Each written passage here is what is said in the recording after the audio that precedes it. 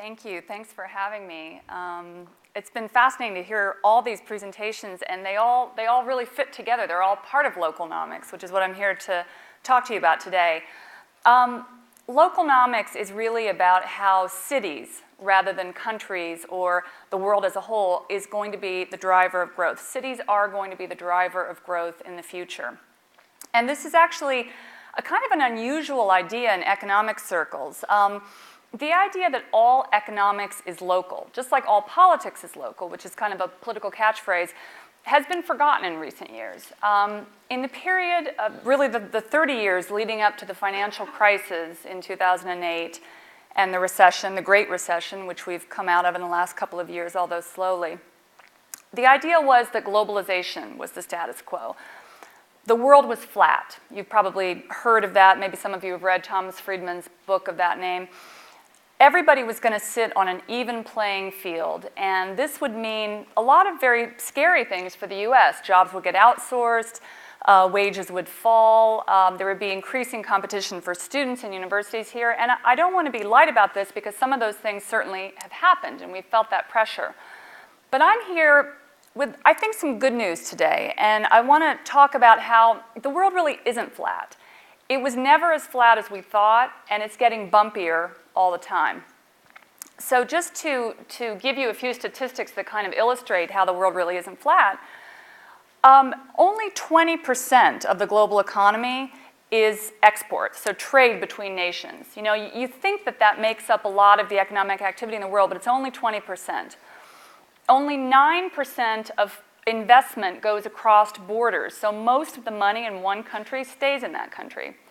Only 2% of phone calls are international, and 90% of the world's people will never leave the country in which they were born. So in that light, you might say that more globalization would actually be a better thing. But there's another element to this, which is that the world, not only is it not flat, it's becoming bumpier. And I think that you can really, really see this trend post-2008 from the financial crisis onward in our polarized politics. I personally have spent most of the last 2 weeks covering the government shutdown, which is just, you know, the most obvious example of the kind of really bumpy, rocky, polarized world that we're in. And again, this is a very different period than the 30 years prior to 2008. So that period was one, in many ways, of increasing prosperity, more stable politics. So the period between 2003 and 2007, the world economy as a whole grew faster than ever before, and more people became wealthier. So everybody was feeling pretty good. All boats were rising. And that tends to lead to a kind of more stable politics as well. So in 1991 to 2008, again, you had things like the fall of the Berlin Wall, the end of communism. The US was the sole superpower. Europe was coming together. So everything was kind of, there was a lot of cohesion. Everything was gelling, and there was a lot of optimism, I think, about the future.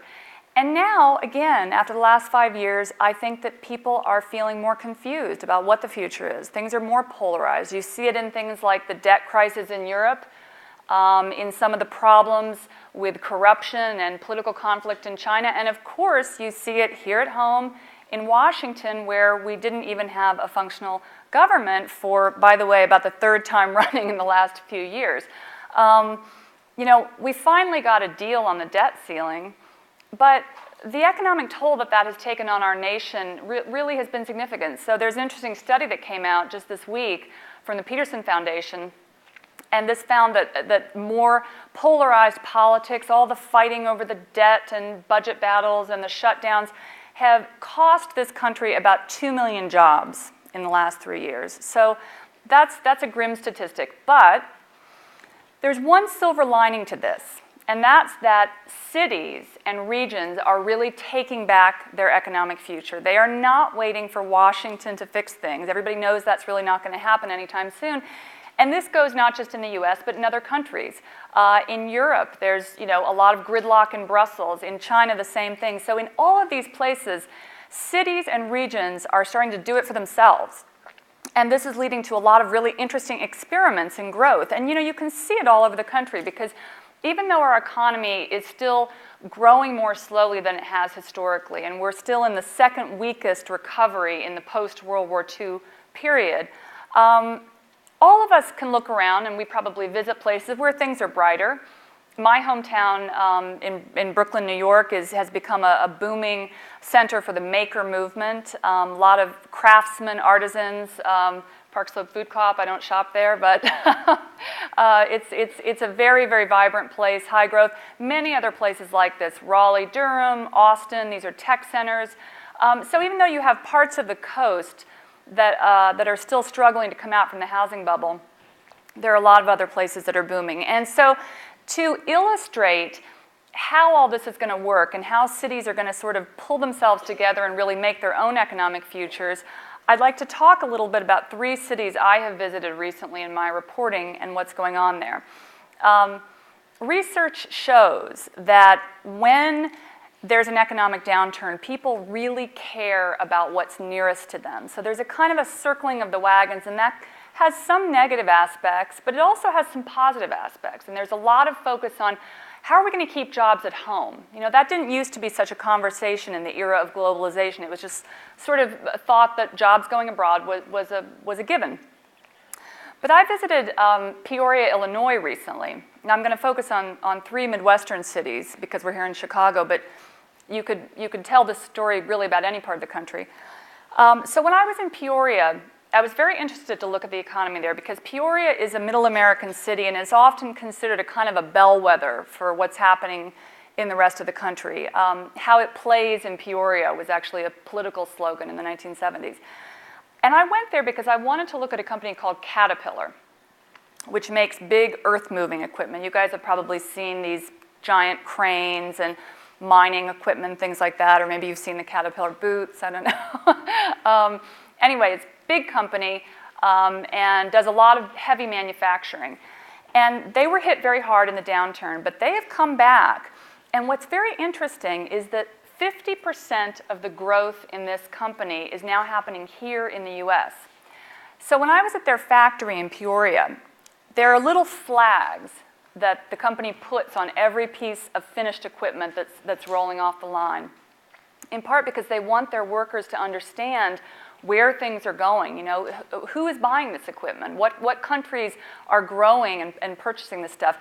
And you see Chinese flags and Australian flags and German flags, but increasingly you see a lot of American flags. And many of those pieces of equipment are going out west to mining sites. They're going to shale oil sites in the south in Texas. They're going to construction sites where new housing is being built. So there is economic activity happening, and there are manufacturing jobs growing in this country. Now, manufacturing jobs, factory jobs, are something really that America had given up on a few years ago. And that was a big deal because those are good middle-income jobs. That is that's the kind of job that you really want to grow in a community, and the effects are just tremendous. You know, when you have $1 of manufacturing income coming into a community, you have $1.50 going out into the rest of the community in services purchased, other kinds of businesses. So it's very interesting, and this is happening because there's a new way of thinking about where you put labor in the world. American workers are a lot more productive than many other countries, but as wages have risen in places like China and India, they're also becoming less expensive, relatively speaking. So even though their productivity is a lot higher than even though the cost of labor in this country is a lot higher than in places like China, our productivity is higher too. At the same time, we have this homegrown energy boom happening. So some of you, if you keep up with the news, you've probably read about the shale oil and gas exploration in America, and this is basically making America energy independent. So just to give you a little statistic, about 10 years ago, we imported 60% of our oil in this country. Last year was about 30%. And that's because of this new shale oil and gas boom happening. Now that makes the cost of energy here cheaper, makes it easier to manufacture in the US, and it keeps jobs at home. So you have this manufacturing boom that is happening in cities like Peoria, in many parts of the Rust Belt, in the South, in parts of the West. And this is really good news. Now, in order to really capitalize on the growth potential in cities like Peoria, you also need more cohesive politics. And I'll go back to the ridiculousness in Washington over the last few weeks and months, and really years, actually, and say that, I think cities are looking at what's happening in Washington and saying, we don't want to be stuck like that. We want to come together. We want to really figure out a way to grow our communities. And so I want to tell another story about another Midwestern city, Columbus, Ohio. So Columbus is a city of about 800,000 people, kind of a middle-sized city. And it has a fairly diverse economy. They've got some manufacturing. They've got some services. J.P. Morgan, the big bank, has an operation there. They have an inland port, so they're a logistics hub. So they're starting from a pretty good place. They have some universities. But they were hit hard, like many Rust Belt cities, in the downturn in 2009. But they decided to make some really fundamental change, and here's how it happened. It happened because Republicans and Democrats were able to come together and come up with a growth plan for the city. And what happened there should be a model for the rest of the country. So during the 2012 election campaign, presidential election campaign, which I covered extensively, candidates went to Columbus quite a lot. And one of the reasons they went is that Mayor Michael Coleman, who is a four-term Democrat, had forged an alliance with the largely Republican business owners in that community and figured out a way to really get growth going again in Columbus. Columbus was on the verge of becoming a kind of an also-ran city. They'd lost a lot of jobs in 2009, and they had to start doing a lot of cutting. They were doing back office city jobs, cutting those jobs. They were collecting trash less regularly, and they were starting to really have to make some tough choices. So Mayor Coleman was faced in 2010 of cutting 1,200 city workers, including teachers, firemen, emergency service workers. So it was going to be a really big change to the city. And so he went to the Republican business people and said, you know what, we have to decide what kind of city we're going to be. And in order to be a serious city, a serious player on the global stage, really bring in new organizations, new jobs, we're going to have a tax hike. Now, that's never a politically popular thing to ask for, but he did. And he said that if the city fathers got behind him, that he would set up a council and they could have some say on where that money went. So business would get its say. It could take half of that pot of money and decide what sorts of things to invest it in. And they did invest it in infrastructure and education, in downtown revitalization. And they could monitor the mayor, and he allowed that. And so they got behind him, and they did this tax hike. And since then, Columbus has created over half of all the new jobs in Ohio. So it just shows what that kind of political cohesion can really do, and I think it's a model for Washington. Of course, one of the reasons that they were able to accomplish this is that Columbus had a skilled labor force, and it has a lot of universities. It has 18 colleges and community colleges, so they've got a really good labor force to tap into there. And that brings me to my third story, which is a story that takes in part here in Chicago. And this is a story of how to reinvent education, how cities are figuring out ways to educate a new group of workers for 21st century jobs and really connect business and educators so we don't end up with a skills mismatch that some economists believe is actually responsible for about a third of unemployment since the financial crisis and recovery. So a few years ago in Brooklyn, New York, IBM opened a school in conjunction with the New York City Public Schools and the New York City Community Colleges called the P-Tech School, Pathways in Technology. And this was a really revolutionary new idea. It was a 6-year high school. So instead of graduating after 4 years with a high school degree, the kids coming in will graduate in 6 years with both a high school degree and an associate's degree.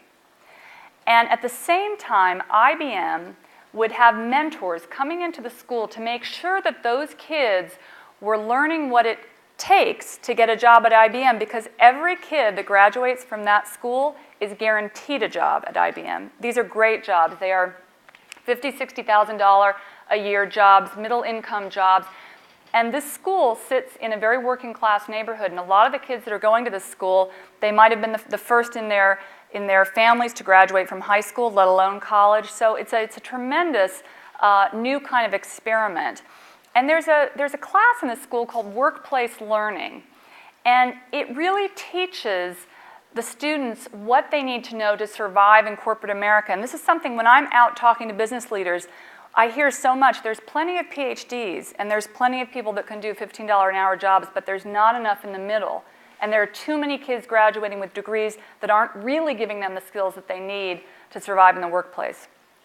So Chicago Mayor Rahm Emanuel, who I understand is kind of a competitive guy, saw this program in New York and thought it was pretty cool and decided to start 10 schools here of this kind. And I just came a few weeks ago from visiting one of them on the south side of Chicago, and it is amazing. I mean, not only are the kids inspirational, and the mission so incredible in terms of linking up the dots between the public and the private sector and finding ways for companies to really get involved in education, but the aspirations of the kids themselves are incredible. And here's an interesting fact.